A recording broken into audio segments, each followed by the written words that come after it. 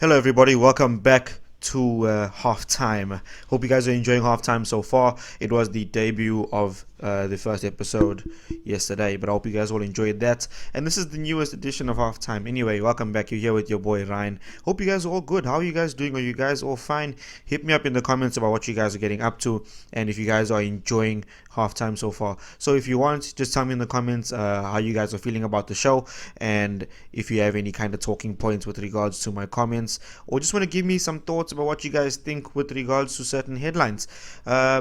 I'm not going to be too long on this. It's actually pretty cold here in Durban. As you can see, I'm wearing a hoodie. But nonetheless, guys, let's get into it, yeah? So, the first headline from the Daily Mail. The £560,000 per week nightmare is finally over. Alexis Sanchez's Manchester United exit is confirmed as Inter Milan hand flop a 3-year deal. So, Inter Milan have given Alexis Sanchez a 3-year deal. It's a pretty good thing for Manchester United. It frees up so much money. I think around 25 plus million pounds in the bank that's freed up from Alexis Sanchez's wages. That's the first thing. The second thing is that it also avails the number 7 shirt. The number 7 shirt's also being touted to be Jadon Sancho's next number at Manchester United, so we'll just keep an eye out on that. But I think it's about time that Alexis Sanchez made the move permanent to Inter Milan, because it wasn't working out at Manchester United. It just wasn't. I think he scored 2 or 3 goals in his time. I don't think it was worth the money he was on either. He was consuming a major wage packet, so I'm happy that Manchester United have finally gotten him off the books and they've availed his squad number 7. Okay, moving on to Everton. Everton boss Carlo Ancelotti remains determined to reunite with Napoli midfielder Allen as Toffees eye £22.5 million deal for the Brazilian. Now, with that being said, that's a great move for Everton. I think Allen is a very strong creative midfielder. I think he's someone that keeps it very tidy, keeps everything ticking in the middle of the park. He's someone that Everton have lacked. Since the move of Idrissa Gueye, they haven't had someone that could almost just keep them moving, keep them ticking. Everton haven't had that in the middle of the park. It looks very disjointed at Everton's midfield stations right now. So I think Allen will come and bring some quality in the middle of the park.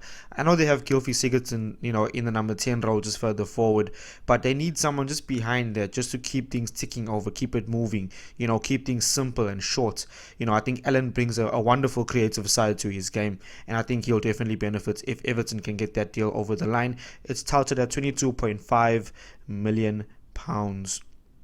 Apparently the deal is able to be done, and Carlo Ancelotti is still a major admirer after working at him in his previous assignment when he was manager at Napoli. Okay, so moving on to the Daily Mirror.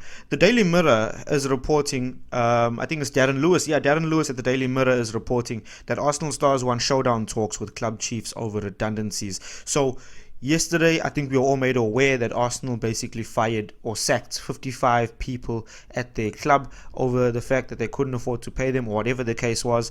They basically made their positions redundant and got rid of the people at Arsenal because of the coronavirus pandemic. But the thing is, the Arsenal stars are very upset, according to the Daily Mirror. They are actually very angry and want to have showdown talks with the club's chiefs, because the reality is they took a 12.5% pay cut to help compensate for the lack of money that the football club wasn't making from the coronavirus pandemic. The football stars at Arsenal feel very aggrieved and they're very angry, according to Daily Mirror, because they feel as if we've given a 12.5% cut of our wages to help deal with the financial implication of the coronavirus pandemic. We've given 12.5% to help with the struggles financially of the football club. So I'm unsure as to why Arsenal have chosen to get rid of 55 people. It's very sad, it's very upsetting, and you can see why the Arsenal stars are upset, because they obviously are saying that we've given up a part of our wages to help the club keep these people on board, and you still choose to get rid of them. Piers Morgan was even more upset, condemning them on Twitter. His tweet says, "Arsenal firing 55 staff when we're owned by a multi-billionaire. We have just made pounds by winning the FA Cup and qualifying for Europe, and pay Mesut Ozil £350,000 a week to sit on his ass is morally indefensible and not what I expect from a club with our heritage. Shameful decision." That's Piers Morgan condemning the Arsenal decision to sack 55 people and made them redundant yesterday. Moving on to Manchester City. So Pep Guardiola has revealed that young centre-back Eric Garcia has told him that he won't sign a new contract as he tries to force a move to Barcelona, despite being handed his chance at the Etihad. That's a very weird one, but young 19-year-old Eric Garcia has been linked with a return to boyhood club Barcelona. This is almost like this is also reminiscent of the PK deal at Manchester United. This is almost like PK. This is like PK all over again. So basically, he's been touted with the return to Barcelona. Eric Garcia switched to the Etihad from Barcelona's La Masia Academy in 2017 and has just 1 year remaining on his current deal. I think we saw towards the end of the season, we saw Pep giving him a run of games, giving him some game time. And you would think that because of that, Eric Garcia would have a lot more confidence in the fact that he could, keep his place in the first team. But I think with the signing of Nathan Ake, I think he's basically said, I'm not going to get any game time here. I'm not going to get a chance to shine. How do I develop my game further? I want first team action, and I think Barcelona is the place to get it. So anyway, Pep said he announced to us that he doesn't want to extend his contract with Manchester City. So that's what Pep said, and in my opinion, I think Eric Garcia should leave. I think if he wants first team football, I'm not too sure if he finds it at Barcelona, but if he believes that he will get some kind of game time, if Barcelona have turned his head by saying, we'll give you some game time, then by all means, I think Eric Garcia should leave Manchester City. Oh, and big news, moving on to Arsenal. So, apparently Willian agrees a 3-year Arsenal deal on £100,000 a week after Chelsea star snubbed Frank Lampard's pleas to stay at Stamford Bridge. Now, this makes no sense. Arsenal get rid of 55 people through redundancies, and they go and sign Willian for £100,000 a week. So anyway, I'm not going to get into the negativity of the whole thing. The positive side is that apparently Willian, this is from the Daily Mail by the way, apparently Willian has signed a 3-year deal at Arsenal. He's 31 years old. Basically, the contract talks at Chelsea collapsed because they wouldn't meet his wage demands and also the amount of years that he wanted on the deal. And Arsenal have come in and basically swooped for him. It's a very crude deal by Arsenal. It's a very good one because he's a free transfer. He's quality. He can play on the right or the left and even at number 10. So it makes sense positionally for Arsenal within the squad.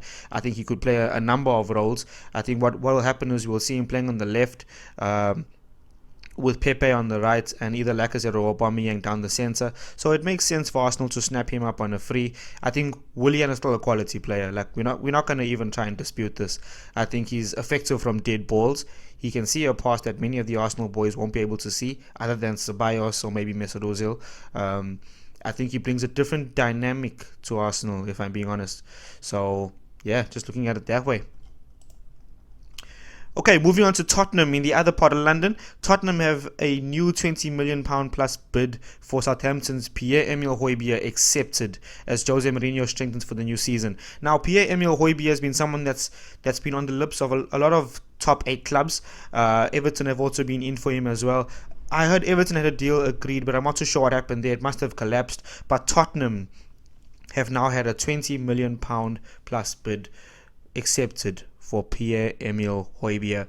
Good player. I think not many players can recycle the ball in their Tottenham midfield, and I think Jose has seen this.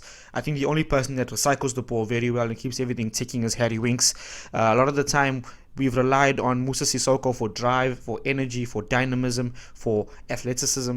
But in terms of keeping the ball, like for ball retention, it wouldn't be Moussa Sissoko's best quality. I think that's the one thing that's been absent from Tottenham's midfield, and Jose Mourinho hopes to assess that by getting Pierre-Emile Højbjerg. Good deal for Tottenham, very good deal. This is from the Daily Mail, by the way, and this is a very good deal for Tottenham, and I think it's going to go through pretty soon. Okay, so back to Arsenal. So according to the Daily Mirror, Arsenal are in pole position to land Lille defender Gabriel.